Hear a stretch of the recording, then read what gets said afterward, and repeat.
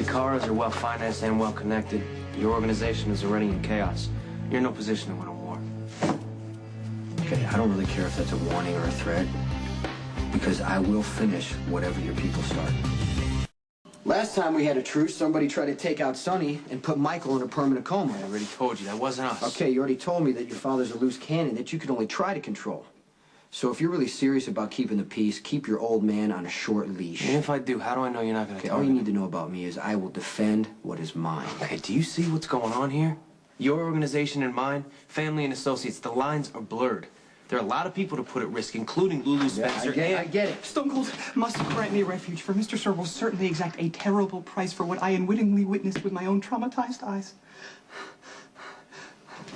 Humble apologies for interrupting what is clearly a mobular moment, but the Jackal's need is dire. We were finished, weren't we? Just don't let Rick and Trevor force you into open hostility against my father. You'll be playing right in their hand.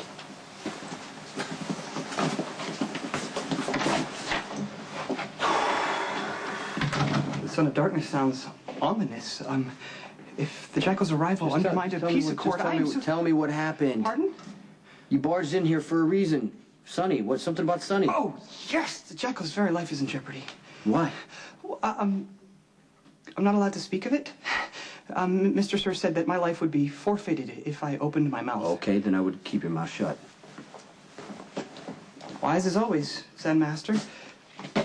But even a grasshopper needs someone with whom to confide, if only to assist in unraveling the truth behind Maximista's very strange reaction to the sight of the fashionista and Mr. Sir in flagrante. Stop. You need to say something I can understand, or you need to go. Maximista and I walked in on Kate and Sonny having sex on Kate's desk.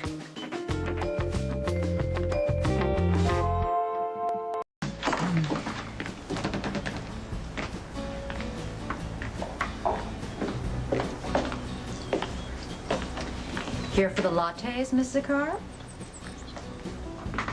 Actually, I'm here to see Jason Morgan. And is Mr. Morgan expecting you?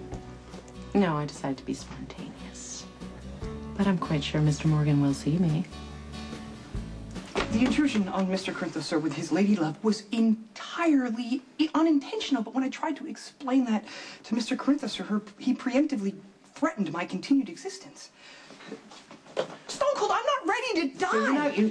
You're not going to die. Sonny's not going to do anything. Just respect his privacy. That's all you got to do. Unfortunately, the chosen venue for Mr. Corinthos, sir, and the fashionista's carnal bliss was far from private, being, as it were, on the desk of the fashionista's in her not-so-inner sanctum. Did you knock? Stone Cold's point is well taken, but see, my quandary extends beyond the simple mechanics of the embarrassing encounter into the troubled blonde one's strange reaction. Okay, rather than expressing dismay at witnessing this raw display of sexuality, Maximista almost seemed intrigued.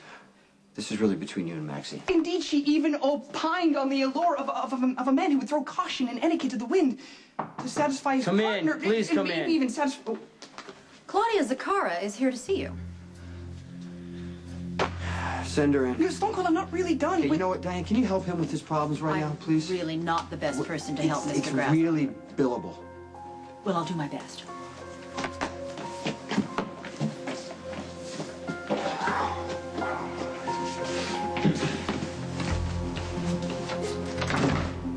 By now, I imagine you've received a peace offering from my family. Don't believe it.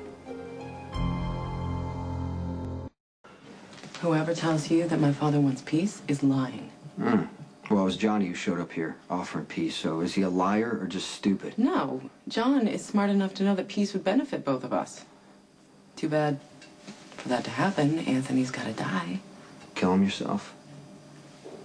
You could have killed him when you torched the house. Why didn't you? Well, I torched the house because I wanted to take something personal. That's the message that I wanted to send. It's time for you to go. You know, maybe you felt sorry for the old man in the wheelchair. If so, let me just tell you a little thing I learned in marine biology about the stonefish. It's this fish that looks like a rock. It sits at the bottom of the reef floor, looking like a nondescript stone. But it's really the most venomous fish in the world. If you step on it, you're dead in an hour. Don't think that just because Anthony Zakara can't walk, he's harmless. It'd really be better for everyone if you just get rid of him.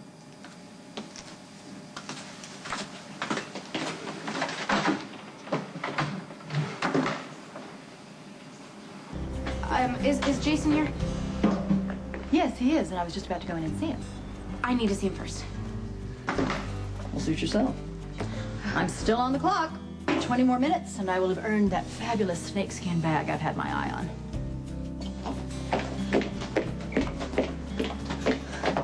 Jason, it's me, Lulu. Come in. Hey, I know you're busy. I'm worried about Johnny. You're not like Sonny. You know Johnny is not a threat to anyone. It's Anthony Zakara. He's the threat. He's dangerous. Yeah, so you can't hold Johnny responsible for his father's actions. Okay, whatever happens between me and the Zakaras, there's nothing you can do to change I'm it. gonna try. You know I'm not gonna stand Lulu, here and you're watch Johnny get dragged down. You're kidding yourself right now. Johnny chose this. He's gonna pay the price. It's too late to save Johnny. It's not too late to save yourself.